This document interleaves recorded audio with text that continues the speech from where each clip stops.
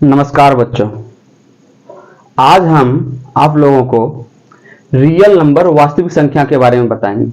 ये पिछले क्लास में आपको बता चुके हैं, लेकिन आज दूसरे तरह से। देखिए, रियल नंबर वास्तविक संख्या को दो पार्ट में बांट दिए हैं, एक रेशनल नंबर, एक इरेशनल नंबर। रेशनल नंबर को परिमेय संख्या कहते हैं, इरेशनल नंबर को अपरिमेय संख्या कहते हैं। ये हम बता चुके हैं। अब देखिए, रेशनल नंबर को भी दो पार्ट में बांट रहे हैं। किस किस में? एक टर्मिनेटिंग डेसिमल, एक नॉन टर्मिनेटिंग रिपीटिंग डेसिमल।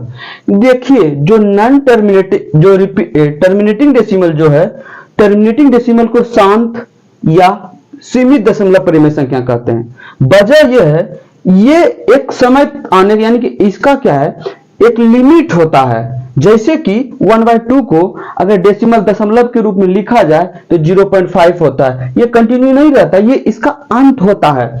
तो देखिए, अगर 73/100 है, 73/100 है, क्या हुआ? 0.73। और ये सब बताएंगे आगे चल के। देखिए, 8/5 है, 8/5 को जब 8 को 5 से डिवाइड कीजिएगा तो कितना आता है? 1.6। देखिए, लिमिट है। उसी तरह 9/15 है तो 0.6।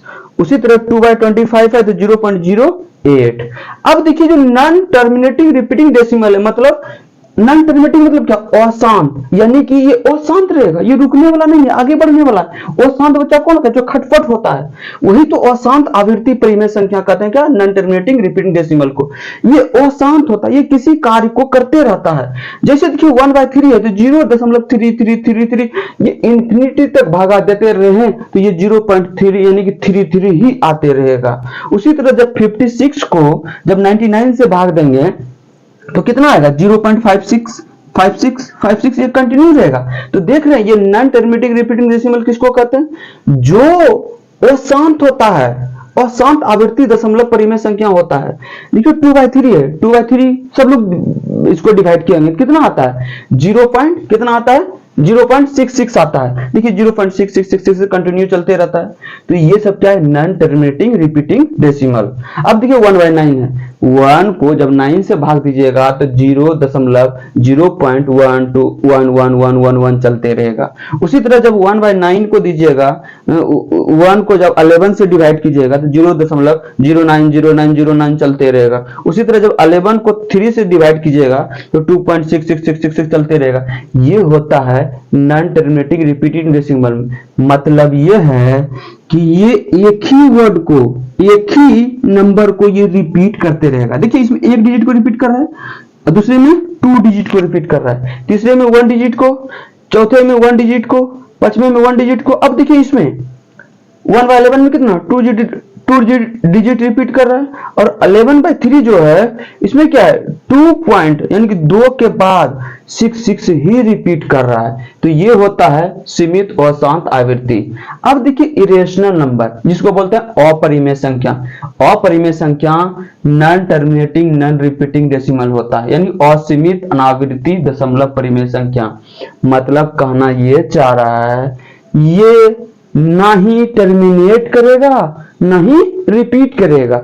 ये जितना बार भाग दीजिएगा, जितना बार डिवाइड कीजिएगा, ये उतना बार अलग अलग संख्या आपको मिलते जाएगा।